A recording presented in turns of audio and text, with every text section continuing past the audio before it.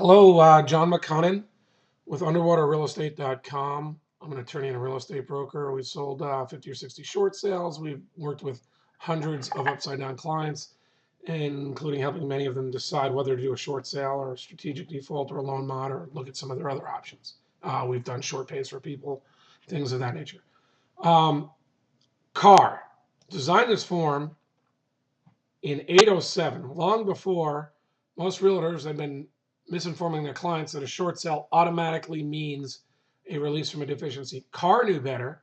I'm surprised the public wasn't educated sooner, but Carr said the seller may be required to, and in short, pay money to close, perhaps get a great short sale release and be released from the deficiency and get the short sale considered payment in full, or they may pay back some or all the shortage after the sale is complete.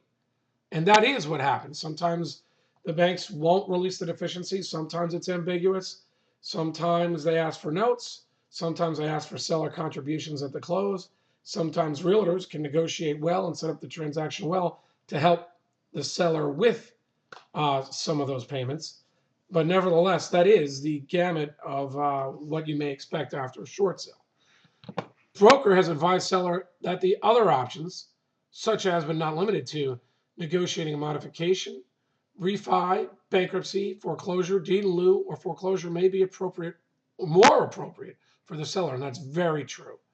A strategic default is probably more appropriate for many sellers rather than doing a short sale, a poorly executed, or a short sale where the bank won't agree to release you from the deficiency. So sometimes a short sale, for instance, if you've got two recourse loans, negotiating the best short sale you can may be an excellent option.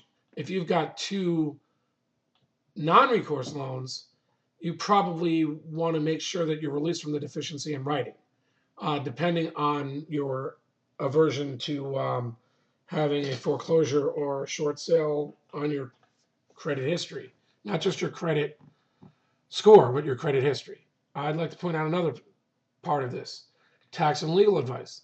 Brokers advise seller to consult with legal and tax counsel prior to signing this listing. Regarding the decision to seek a short sale, broker can not give legal or tax advice. Well, I'm going to tell you at the end of the short sale, after the and by the way, it says you're giving your realtor authority to contact lender concerning lender's approval of the short sale. It's a very crafty way of writing this, because the lawyer from Carr, Miss Ling, said that her sellers aren't going to be involved in negotiating the terms of your release or discussing those legal terms with the clients. She said a realtor would never do that. That's the Car Association legal counsel. They're making you sign this agreement, which sort of gives your realtor the right to contact the lender and say, hey, you're going to approve this. But as far as negotiating the terms, we don't even see that authorization. And that leaves your short sale negotiator and your realtor operating outside the terms of their authority, which is going to lead to all sorts of E&O problems and insurance carriers who may not stand behind their realtor when you contact them about the problem of the lender coming after you for the money.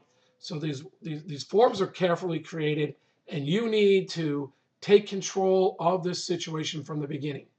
We suggest that you put certain clauses into this agreement in order to let the realtor and eventually anyone who reads this, including the realtor's broker, know what you expect is happening and how it's going to happen.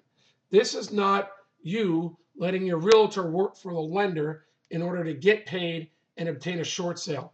This is you hiring someone to do your bidding on your terms in the manner that you want, letting the buyer know you're not going to have any liability, letting the real estate brokers know you're not going to have any liability unless they can get this short sale done on terms you find acceptable. To find out more, contact us, fill out the form. You understand.